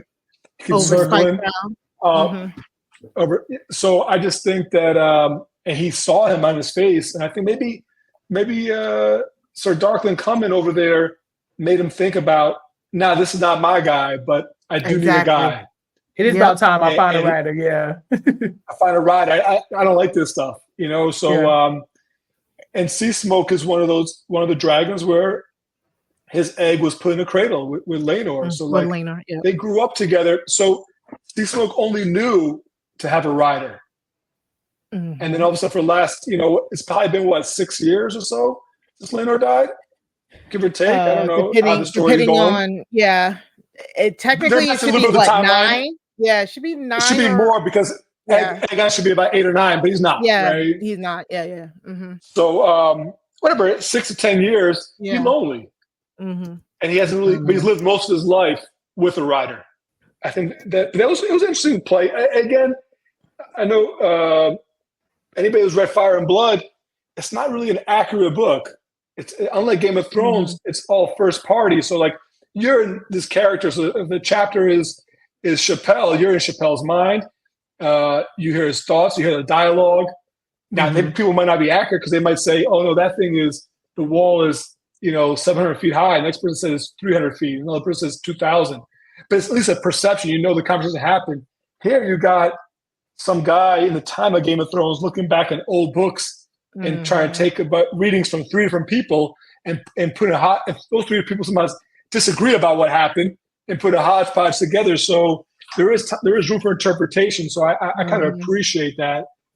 And we'll see where the rest of the story goes. But at least they've been consistent with who kills Sir Darkling, and they were consistent with who actually does claim Seasmoke.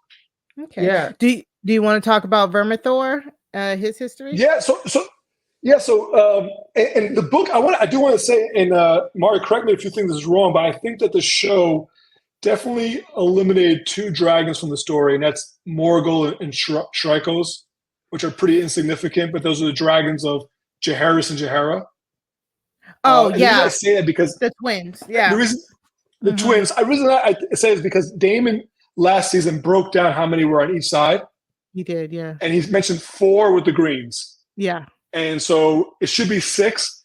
But maybe they were born later on because he did not name Stormcloud. So Stormcloud, as you know, is like a little baby dragon. So maybe the other 2 baby dragons have hatched.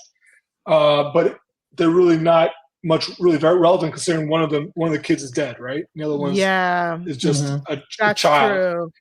True. But that maybe they're just like that's season 4's problem to deal with because and it could still be alive. There could be little dragons because we know where the story goes.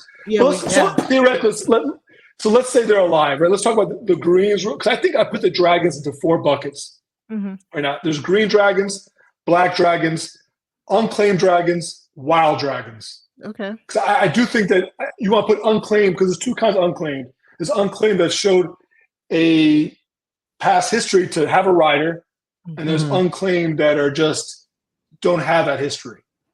So the greens, maybe they had these 2 baby dragons, but what they really got is Vhagar, right? Everybody kind of knows, people probably know Vhagar's history.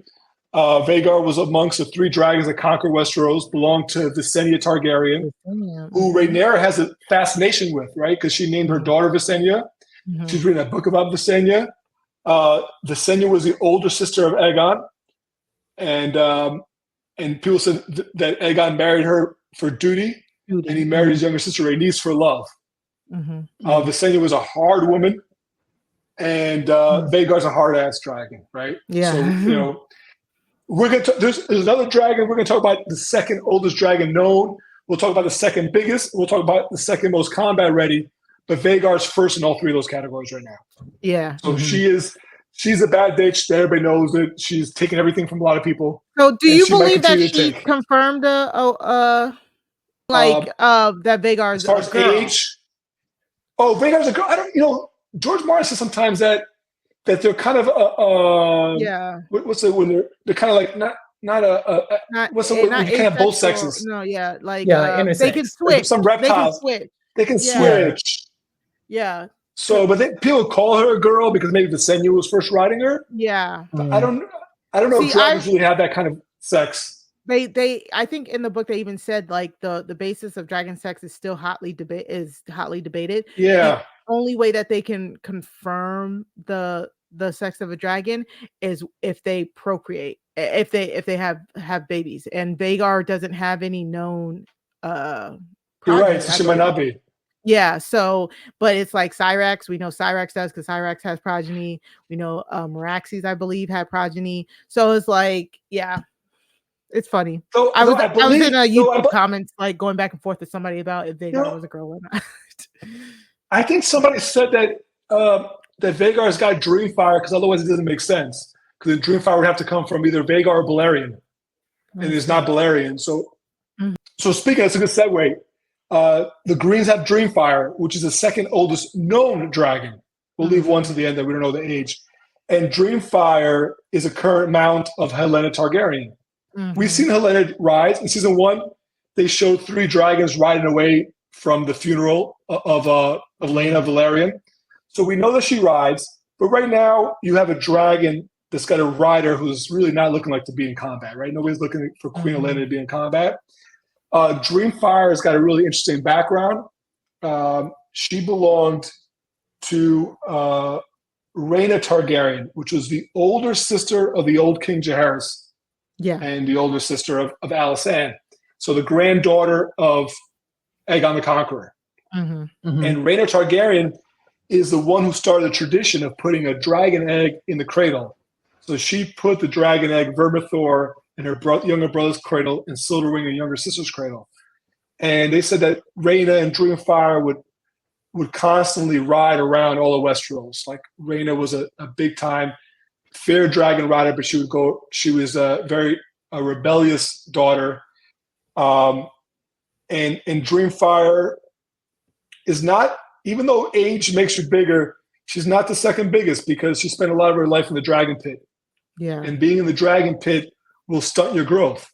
And that's just something like, that later on. Real bearded dragons in the real world, their size is dependent on their environment, like their tank if they're captive. I have a cousin who has a bearded dragon as a pet, and they cap their bearded dragon's growth by the size of the tank. So they won't grow past what their environment will allow them. Okay, you're talking about a lizard, not a dragon. Yes. Okay. The bearded dragon is a real thing. We've been talking about dragons this whole time. So when you said that, I was like, okay, so I'm the only one who tripping. Mari just said she got a bearded dragon. I didn't know you was talking about a lizard. Okay. So we're putting dragons in dragon eggs in carriages at that point. Now what happens? Yep. So at that point, when the advantage of putting a dragon egg in a baby carriage is that the bond is super strong between the rider and the dragon. The disadvantage is that you have dragons take a long time to grow. So when you claim a dragon from birth as a dragon egg, they're going to be smaller. You had that problem a little bit with Jace. He's got Vermax. We saw Vermax last week at the Twins. He ain't that big. We saw Luke with Arax in season 1. They're not that big. But if you claim a dragon has been around a little longer, then they're going to be more formidable. Depending on which, it really depends on what you want. But maybe your bond is not as strong. So with Dreamfire, you've got a very old dragon that's kind of wasting away in the dragon pit. We did see Dreamfire in a fun scene in season 1 That's that dragon that Aemond was going to the bottom of the dragon pit, looking around, trying to claim the dragon, and the dragon like blew fire at him. Like, get out of here. Like, that's Dreamfire, right? So if Helaena gets a little bit more active, the Greens have a huge dragon that they can use in combat. The Greens also have or had Sunfire the Golden. Sunfire, we last we heard it, that Cole said he's long in the dying, so maybe he's already dead now, but that he was very wounded from Rook's Rest. Sunfire is not that big of a dragon. You saw that Sunfire was smaller than Meleys, much smaller than Vhagar, because Sunfire was in one of those scenarios that it was an egg put in the cradle of Aegon. Yeah. And the writers have confirmed that egg in episode 2, the one that Daemon stole, that he gave back to Rhaenyra at Dragonstone, that was Sunfire's egg. That was Sunfire, essentially. That was before he hatched.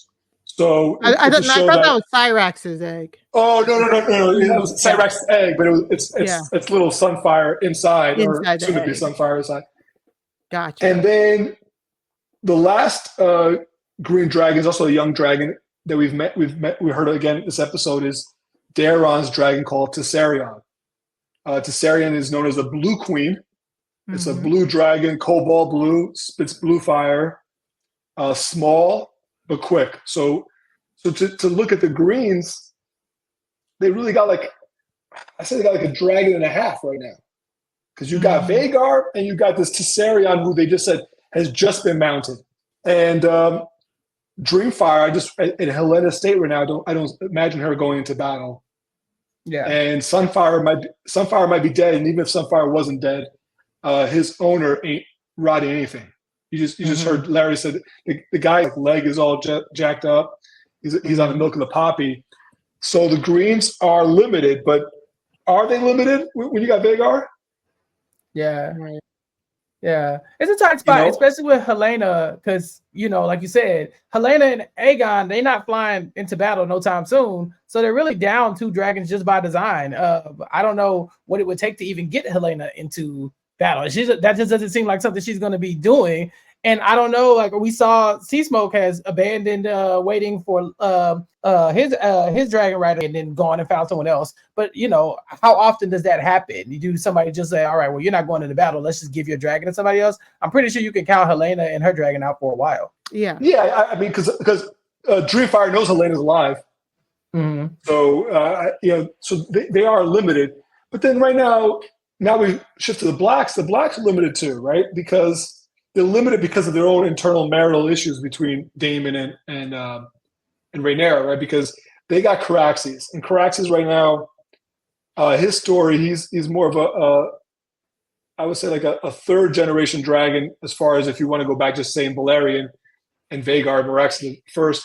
He was originally his original rider was Aemond Targaryen, the father of Rhaenys. So Aemond Targaryen was the oldest son of the old King Jaehaerys and Daemon's uncle, and he was the heir to the Iron Throne until he died.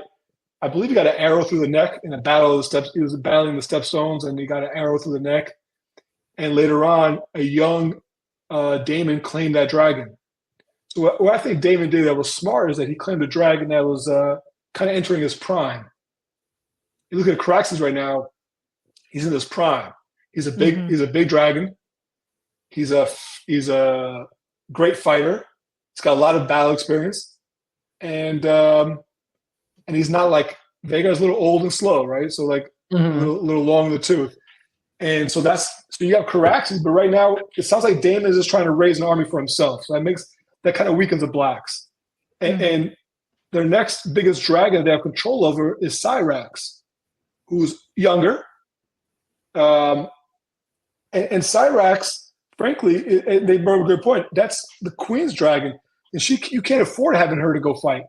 Yeah, if she dies, the whole claim is done. Right? They're not giving the claim. They're not putting. Yeah, they're not putting the crown on Daemon, or they're not putting the crown on Jace. Like I think that maybe the realm can get used to Jace if his mother's on the throne. Yeah, but everybody kind of knows he's a bastard, right? So they're not going the big houses are not going to get behind Jace without his mother being alive. Yeah. And then the other two dragons they have are small. They got Moondancer and Vermax. These are two small dragons right now. They can fight. They can blow fire. They can move quick, but they're not as formidable against a bigger dragon, right? And then technically they have two really small dragons that we saw they're carried in boxes, and one is Tyraxes, which is Joffrey's dragon, which we haven't seen on set yet, but I'm sure the dragon's not that big. And we see Stormcloud is like looking like a season 2 Game of Thrones type dragon, right? Like just like a tiny little dragon. So tiny. Like that's so tiny, right? And so Tyraxes is probably much bigger. Maybe it's like a season 3 Game of Thrones size, but he ain't that big because if you're carrying him in one of those little boxes, right? So that's all they got right now. So Melis was a big loss for them because Melis was a dragon about Carax's age. And she used to belong to Daemon and Viserys' yummy mother, delicious tasting mother, Alyssa Targaryen. Oh God! so that was the original writer of Melis. So now you have 6 of these dragons that at least before this episode were free, right? The unclaimed you have Seasmoke, and Seasmoke is also he's relatively young. His first rider was Laenor. Who, for all we know, Laenor could have already been died by now. We don't know. Yeah, we don't know what happened with Laenor, right? He could have died out there in Essos somewhere, right? So we have Seasmoke. He is now bonded. Apparently, it looks like he's bonded with Adam of Hull. So that's interesting. And then we have the two big boys in Vermithor and Silverwing. So Vermithor is the second biggest known dragon in Westeros, right? Vermithor has got a badass nickname, the Bronze Fury. They said Vermithor grew at a fast rate, like he was growing faster than other dragons grew. And he was a mount for I don't know, 60, 70 years, however long Jaehaerys was alive for. He was representing the crown, right? So he's this big, badass dragon that grew really fast, representing the old king, the guy that kept peace in the realm for half a century. And we've seen Vermithor at in season 1 when Daemon was singing to the dragon. And Vermithor has battle experience.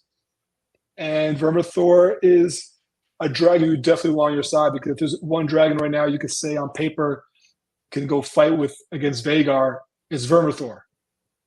So that's a big one to have. And now Silverwing, about the same age, a couple years younger, was put in the cradle of Jaehaerys' sister, which became his wife, Queen Alysanne. Silverwings has an interesting background that Alysanne used to fly her all around the realm a lot, and they went to the Wall a couple of times. And she tried like twice to fly her north of the Wall, and Silverwing would not fly north of the Wall. Yep. And Alysanne would go Silverwing everywhere, and Silverwing, that's the only time she ever denied Alysanne anything. Something about the Wall, she felt that, and Silverwing just felt that I don't want none of that smoke that's up there, And the other thing that's interesting about Silverwing and Vermithor, much like their only riders, is that they're known to sleep together in the Dragon Mount. Where even some people have said that they're like almost like cuddling together, these two dragons. So they're very tight, Vermithor and Silverwing.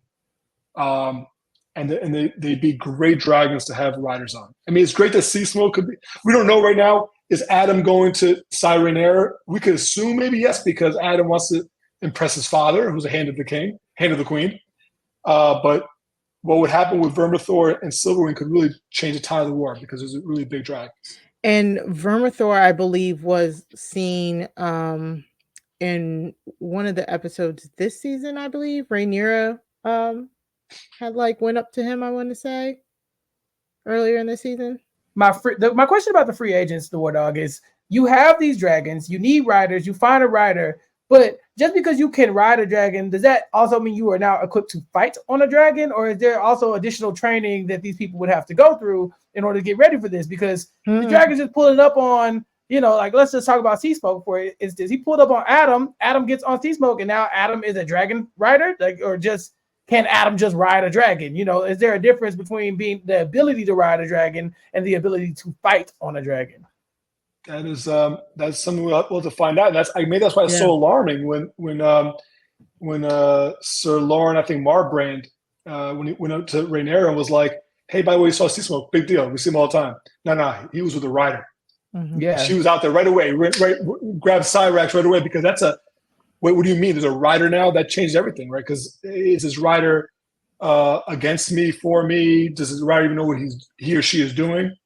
Yeah, so it is very troubling. And Seasmoke has seen war. That's the thing. I think it'll depend on if the dragon has seen war and if the dragon hasn't.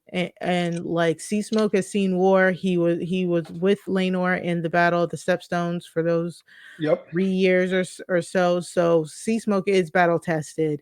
And some of these other dragons, Vermithor, Silverwing, they're battle tested as well. Small skirmishes that they're used to. So I think what'll help is if you get these battle-tested dragons and it's unexperienced riders, but at least the dragons themselves know what battle is. So, you know, the dragon rider can learn on the fly.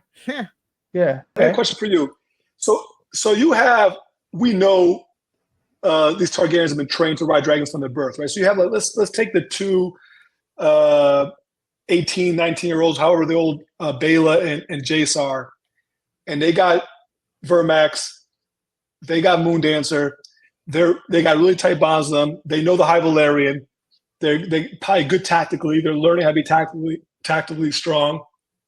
But would you rather have them with those two small dragons, or some Yahoo that jumps on Vermithor and has got Vermithor?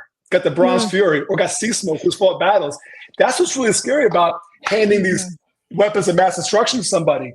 You need them, but like, who are you handing these keys to the Lamborghini to?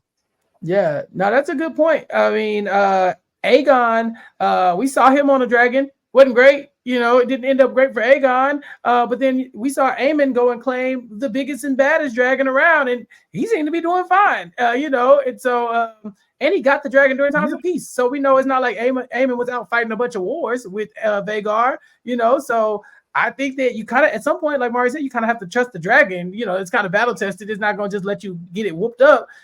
Now, whether or not the rider actually survives at that point might be a different question, but I think the dragon might be what you have to lean on in that situation. I really would love to be a fly on the wall, and I guess we will get to see it next episode when Rhaenyra pulls up, trying to figure out who this is on Seasmoke, and basically sees Laenor from a distance because that's his brother. He got long hair. She got the double take for a second, like, wait, what are you doing here? And then she gonna realize something's off, something's wrong, something's different. What happened? Because it's just now hitting me that the last person who rode Seasmoke on was her husband, and so when she pulls up, she gonna see her husband's brother. That's true. Yeah, I mean we'll see. That's what it looks like. Yeah, and I did look it up. It does look like Vhagar is a she dragon. So my bad there. Yeah. Okay. Yeah. Is Vhagar the mother of Dreamfire, or we don't know? Yeah, Dreamfire, Vermithor, Silverwing, and Silverwing and Sheepstealer. So which is a good segue. Now we got our 3 wild dragons, Chappell, and one of them is Sheepstealer. And we know just from the clues they gave us, that's who was at the Vale. Yeah. Because the first thing they showed us was a burned sheep. Yeah, sheep, yeah. So Sheepstealer is about the same age. She comes from the same clutch as Vermithor, Dreamfire, and Silverwing.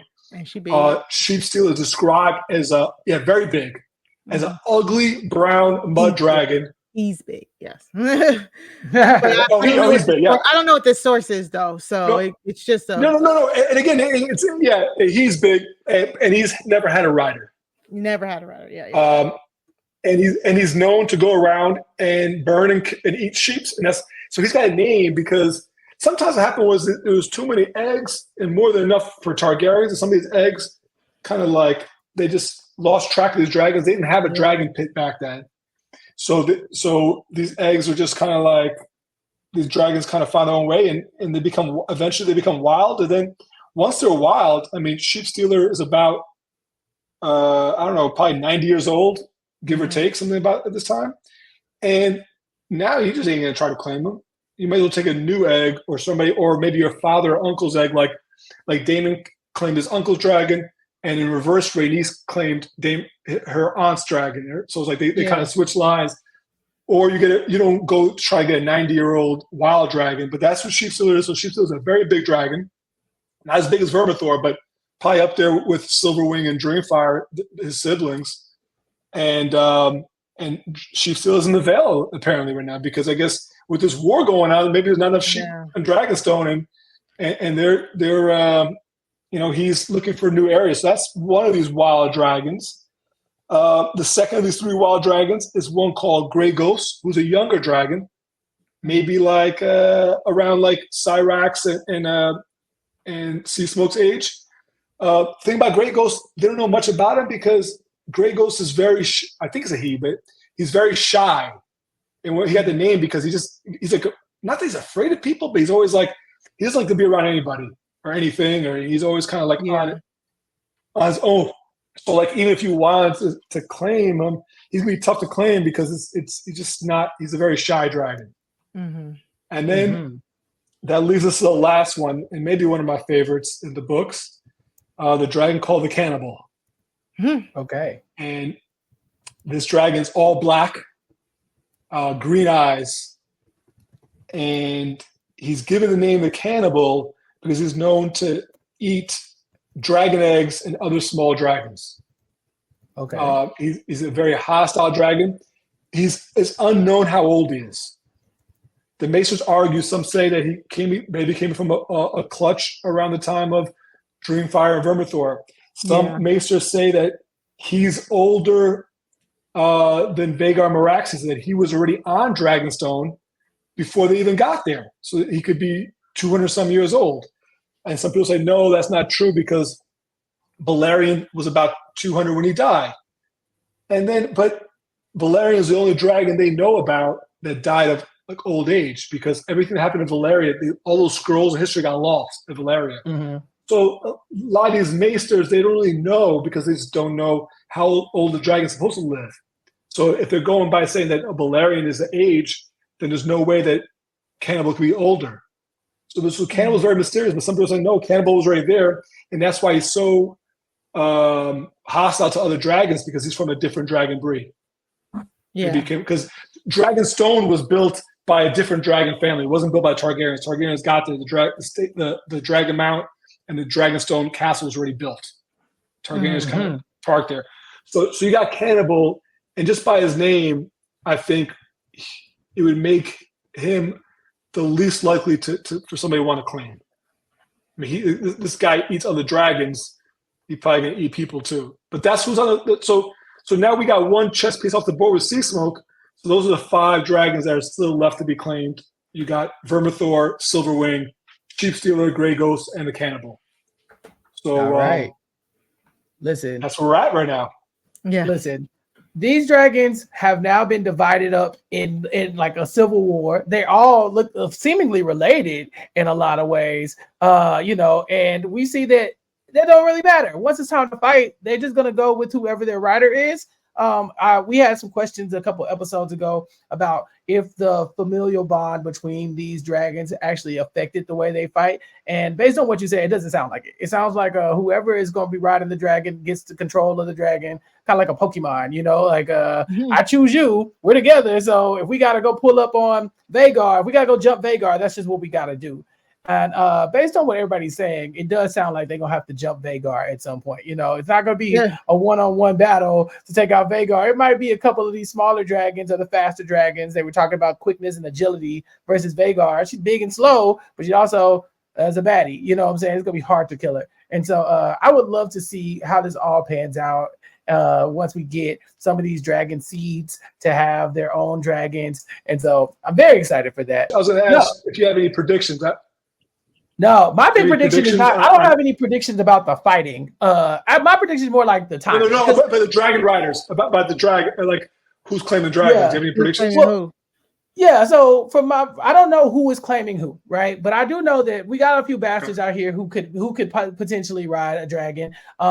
We've seen that the hammer, that guy been wandering around with the small folks this entire time. He just pushed somebody. He just pushed somebody down for some vegetables in this episode. Yeah, they Hugh so much that and they don't tell us why. So obviously he has something. Like I knew when in this one when Darkland walked in, I was like, he ain't gonna ride that dragon because we don't know who he is. Like he's barely got any content. Hugh got more content than a lot of the people on the small council. And well, so Darkland was with her when she was the Septa, when she played. And I still have seen Hugh more than him. You know what I'm saying? Like I was like, so I know Hugh probably gonna try to roll up on one of these dragons. Obviously, he looks Targaryen. He looks Targaryen, doesn't he? Yeah, he's got blonde hair, so it could happen. I know we had all the drunk / the white walking around talking about he's a Targaryen. I could see him really falling into that same lane as Darkland, where he thought he was a Targaryen and then finding out viciously that he is not.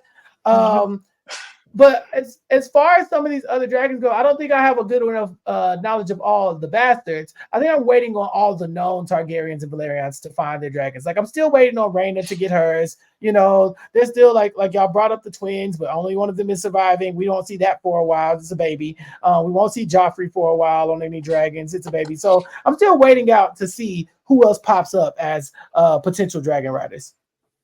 Yeah, we've met all of the dragon riders. So okay, well that's going to be fun, and I'm excited to talk about that. But we will have to wrap this up. Yeah, well, we have to wrap this up. But I am going to be very excited to talk about the dragons moving forward because now I have a better feeling about like kind of how they got here, who has who, and how we can divide this fight into the middle. Honestly, I'm probably going to make this a 2-part podcast and make sure that we have like a dragon explanation podcast as well because I think this is a really cool conversation that everybody's going to want to hear, and I'll be happy to post that on our YouTube page as well. But Mari, the Wardog, it's been a great talk. We do have to wrap up the book corner here, but the Wardog, tell everybody where they can find you, what you got going on, and what else you're working on these days since you're outside of talking about dragons and being a Survivor alum. Survivor 50? No, I don't think so. Me, honestly, I got nothing going on. I only do Twitter, man. So I am the Wardog. Survivor was a great experience. It was a bucket list experience. I've been a fan since season 1. It was fun to do, but right now I'm just grinding away at my little law career, man. Just trying to make one day at a time and finding times to enjoy things like this show. This show is the books. It's really interesting, and I love me some baseball and basketball. But other than that, I appreciate y'all. I really appreciate all your tweeting, Chappell. Since Twitter's my only social media, you definitely keep me entertained. And Mari, it's been nice connecting with you on Twitter after this show going on. And it's nice to Chappell. We did meet once at Zaddy Isaiah's party. Yeah, we met in person once. So Mari, it's nice to meet you virtually. Maybe we'll see each other one day. Yeah. And so that's pretty much it. And I'll continue to listen to y'all talk about this show, and hopefully have a good last 2 episodes. And then we'll jump on an episode next season. We'll talk about this again in 2 years from now. 2 years. Oh yeah, God, 2 years. I can't stand this damn franchise. It's gonna take forever. But you have to come back. We'll have next season. Next year we'll have the hedge night. Yes, the hedge night. I'll have to clue him up on that, Wardog. Yeah, I don't know. But yes, the Wardog for any Game of Thrones or House of the Dragon spinoffs that come in the future, because we know this is a moneymaker, so we know they're not going to stop anytime soon. Feel free to come join us. Yeah, feel free to come join us for more Dragon Talk because it's been a great time. Mari, what about you? What you got going on? You can find me on Twitter at Mari Talks Too Much. That's 2 like the number 2 every week here. Master Mari's Book Corner, and then of course me and Sarah Carradine talking true crime over on Crime Scene Podcast over on RHAP. You go to robhasawebsite.com/crime feed in order to subscribe to us there. All right, and as far as I go, y'all know where to find me on Twitter at Recap Kickback. but also on RHAP, podcasting every week live with Sasha Joseph on YouTube at 3 p.m. talking about Below Deck Mediterranean. And then you can also catch me on RHAP talking about Big Brother. It's the middle of the summer. Mari will be on. I'll be on. We'll be covering this entire season of Big Brother 26 off and on, in and out, talking about the live feeds, doing episode recaps. Mari was on the premiere of this season's recap. I was on part 2 of the premiere. And so we're over there talking about Big Brother and then talking about the dragons here. Also, like we talked about earlier, we got Purple Rain, 40 years of Purple Rain. Anniversary of Princess Purple Rain movie is this week. And so that'll be dropping. And also our podcast about the Olympics and gymnastics with LaTanya Starks and plenty of other content coming your way here on Recap Kickback. So make sure you subscribe to Recap Kickback, recapkickback.com/subscribe, wherever you get your podcast. And also here on YouTube, youtube.com/@recapkickback, and go ahead and send us a like and subscribe to our content here. But for the Wardog, for Mari, and for myself, you ain't got to go home. But, House of the Dragon talk is over. Until next week, when we talk about season 2, episode 7. Peace.